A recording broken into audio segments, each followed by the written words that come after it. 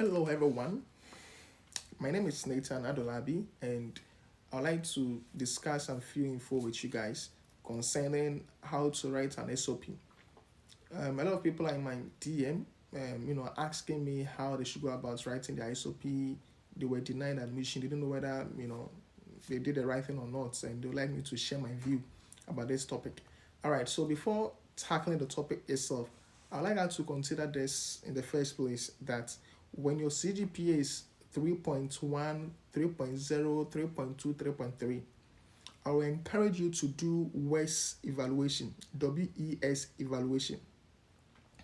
That you doing that WES evaluation can boost your CGPA from 3.1 or 3.0 on a scale 4. I'm talking about on a scale 4.0, okay?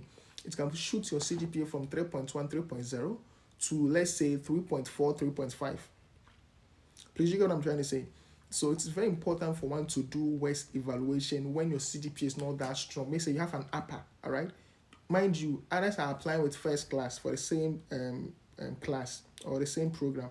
And for instance, taking myself as an example, for the University of Manitoba, the master's program I read, which is Masters in Agribusiness and Agricultural Economics, has a class where we have all our lectures, and the class can contain only 16 to 18 students because the table and chair you'll find in the classroom is about 16 to 18. Yeah.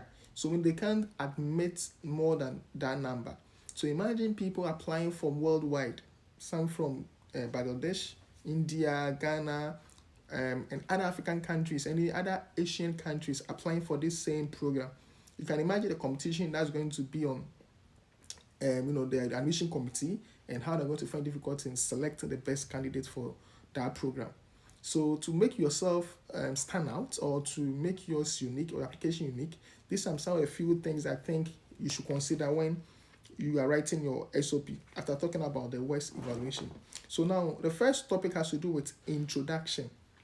All right, so you first of all have to introduce yourself because they don't know you. Okay, so you first of all have to introduce yourself and mention the program you are applying. So you talk something small about your background. My name is this, I'm of this age, your background is this and that, and the program, specific program you're applying. And the second one has to do with academic background. So you have to discuss your academic journey, including your undergraduate degree and some of the relevant coursework you did that relates or correlates with the program you're going to read. And also your research project and all that. And the third one has to do with your research of interest. So you have to talk about your research of interest and explain how it links to the department's research of interest. All right, so what I did was, or what you have to do is that you first of all have to Google the department, the professors under the department or in that department, okay, and check their research of interest. Check the professor's research of interest. So after knowing the professor, a lot of professors' interest and research of interest, try to see the common research topic among all the professors or about 2 or 3 professors.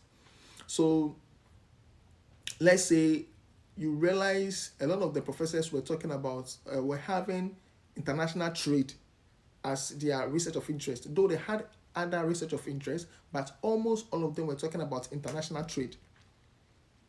You understand?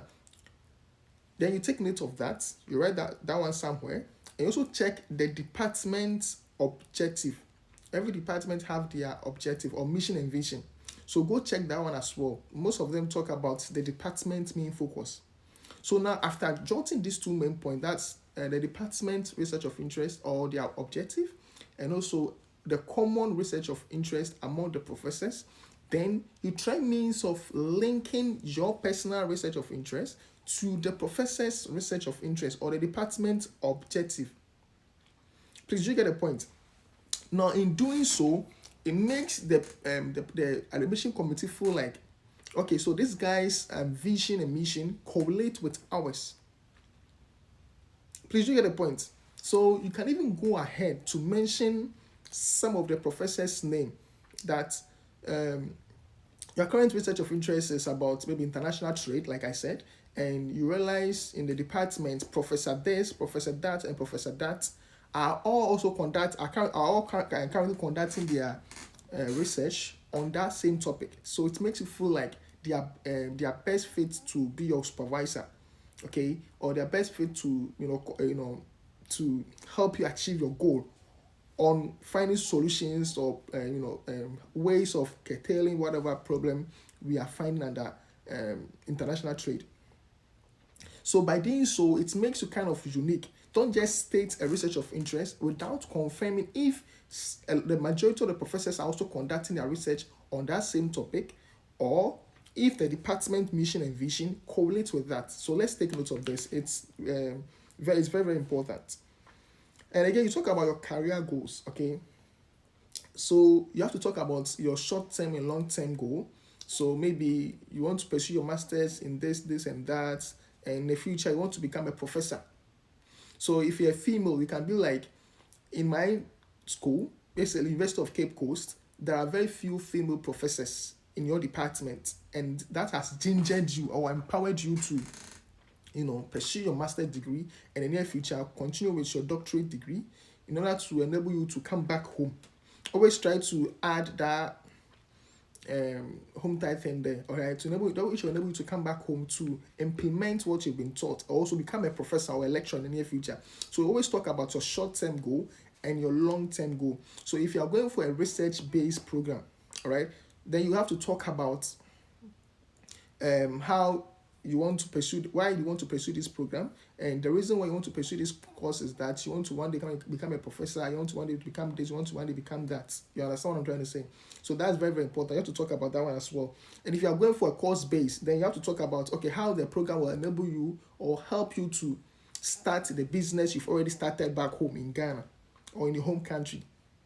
So let's say I'm currently the MD of Sanko Farmers Colony Limited. We trade maize, soybeans, and cashew nuts. So when I was writing mine, I was kind of telling them that, okay, so my research of my main focus is to, because I realized the department is also into this and that, and when I come to pursue or upgrade I want to come to upgrade my knowledge in that particular field, which enable me to come back home to expand my business and implement what I've been taught. So it makes them feel, okay, so this guy has a vision. You understand? So that's very important. And you also have to talk about your career goals. Okay, I think I've already mentioned that. So relevant experience. You have to talk about some of the experiences that you have. Okay, so I've conducted my projects in this. So if you're a manager of a company, or maybe you're running a business, okay, so I have 2 years experience in this field, which correlates with the program. I have conducted, if you're research based, okay, so I've written paper, I conducted my maybe my final project work on this topic, which is the same topic I would like to come and expand, because the department or professor that is also conducting research on the same topic. So I did doing my undergraduate study, I conducted my research and my project work on this topic, blah blah blah. So try to correlate everything and let it link to the department's research of interest. And you have to also talk about the reason why you are applying, and also how best fit you are for the program. I think I've already explained that. You always have to link your experience or your background to the program, and also make them feel like with the exception of that particular department or school, there's no other school that you feel like applying to, because this is your dream school. Like, try to convince them, find means of convincing them, and let them understand why you are best fit for that particular program. So we talk about some unique qualities, like I've already mentioned. Okay, so you conduct your research on this. And don't forget to talk about volunteering works you've done. Okay, don't forget to talk about some volunteering where they like those stuff as well. So your work experience and volunteering works you've done to support your community. All right, and make sure that volunteering work you'll be mentioning links or correlates with the program you want to read. That is very, very important. So you conclude by summarizing everything together, all right, and making it understand that you are best fit for the program, and when you come, you're going to excel, you're going to do this, you're going to do that, and with that, or by going by what I've mentioned, trust me, there's a high possibility that you're going to be admitted when you again do the WES evaluation, which is going to boost your CGPA to, let's say, from 3.1 to, let's say, 3.3, or from 3.3 to, let's say, 3.5. Thank you very much. If you've not subscribed to my YouTube channel, go to YouTube and search Nal and Candy for more videos like this. Thank you very much. And if you don't follow me on TikTok, do click on the follow button. Bye.